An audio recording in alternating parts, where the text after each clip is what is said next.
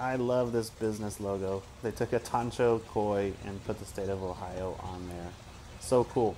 But yeah, here we are, Ohio Koi. This is out in Marengo, Ohio.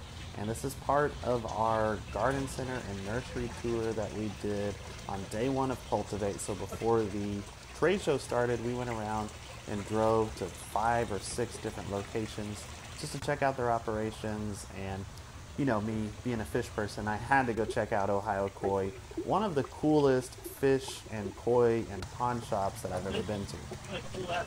They are koi breeders, and they also import koi from Japan, and the whole place kind of had a very Japanese vibe to it. They had some different bonsais around. Some of them were for sale, others were more display bonsais. They had display ponds that were really beautiful.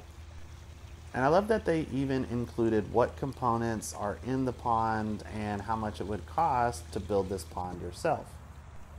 The place was just kind of in the backyard of a house, and it was kind of a really fun feeling just walking around this beautifully landscaped backyard. Here we have some little miniature lotus ponds. They had their own more display ponds that had fancy goldfish and koi. Really fun plantings all around, really nice stonework, even some statuary, and just lots of stuff to keep the eye. Next we stopped at Oakland Nurseries, and I think this is their Delaware location. Delaware, Ohio, not the state of Delaware.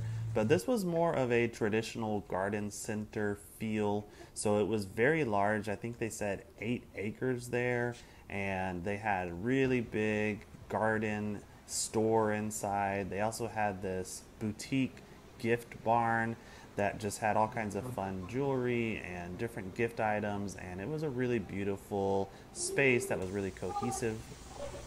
And their houseplant greenhouses were very impressive. So they had lots of houseplant inventory in stock, but they also kind of mixed into it, had different little landscape beds. This is a waterfall, and they had some high humidity plants around it, which was very appropriate. And then over on the other side, there was more of a succulent bed that had some stuff planted into the beds, and then a lot of cacti and succulents all around. Beautiful, tall, spacious greenhouses. But overall, a really well laid out nursery. Perennials, annuals, hydrangeas, shrubs, you name it, they had it there. And next we headed over to Baker's Acres greenhouse. It was a little bit of a drive, and it was really well worth it. I love their nursery too. They had such fun displays. I really was taking a lot of videos of their signage because it looks like they have an artist in-house that will produce these really cool kind of chalkboard looking signs that had fun designs, and of course they had beautiful plants all around. And this facility tends to focus a lot on rare and unusual plants, and you would just find interesting stuff all around, like this incredible morning glory that I have never seen one like this. And just the blooms on these and the leaves on these were so cool. Have I been sleeping on morning glories this whole time? They also do their own coleus breeding, so you could see kind of their trial plants that they had out by their greenhouses. And then to wrap up the day, we did stop by the Ohio State University for their plant trials and to check out some of their own display gardens. Beautiful dahlia here. It was a whirlwind of a day though.